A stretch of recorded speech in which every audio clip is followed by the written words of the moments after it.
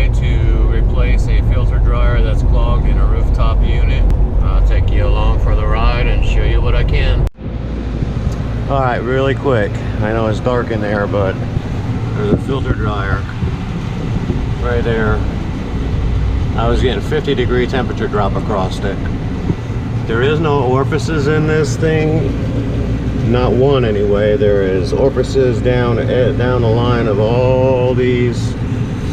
Each one of these inlets is an orifice.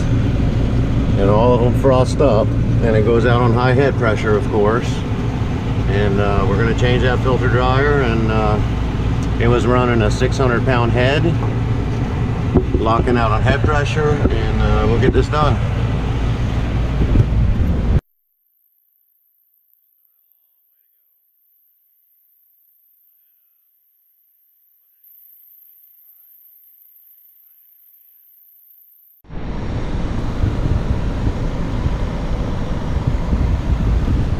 Well, due to the fact that she was short cycling, you can see our compressor contactor there is all pitted, because also we're going to replace this contactor.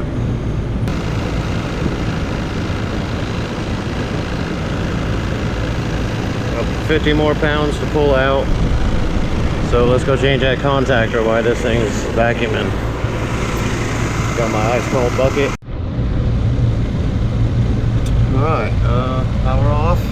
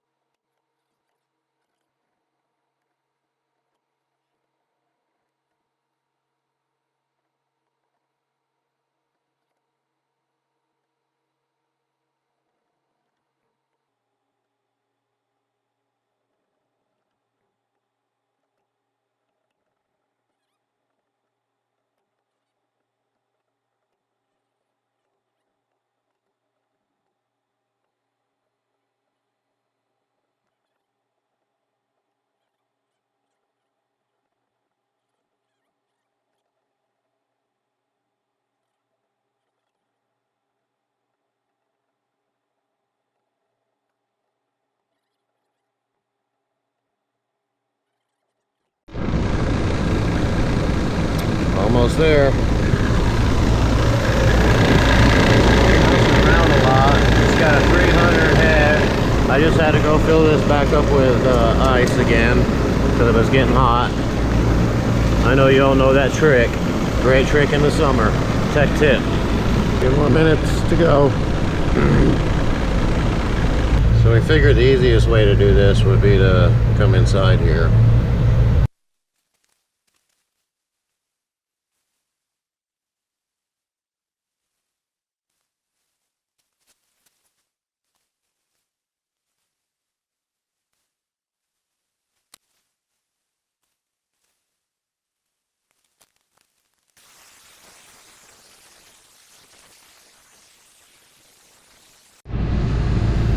Vacuum, we're getting there.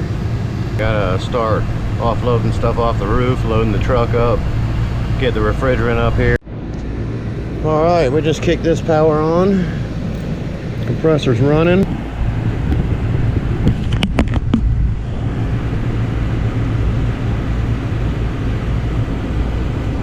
Head pressure's not bad. Suction pressure looks pretty damn good.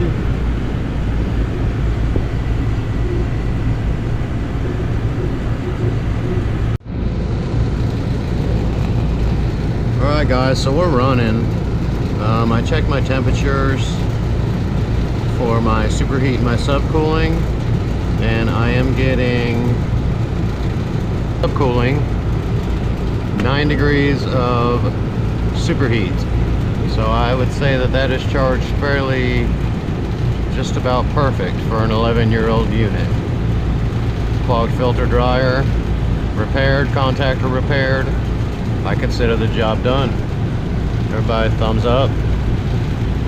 See you on the next one. Thanks for watching.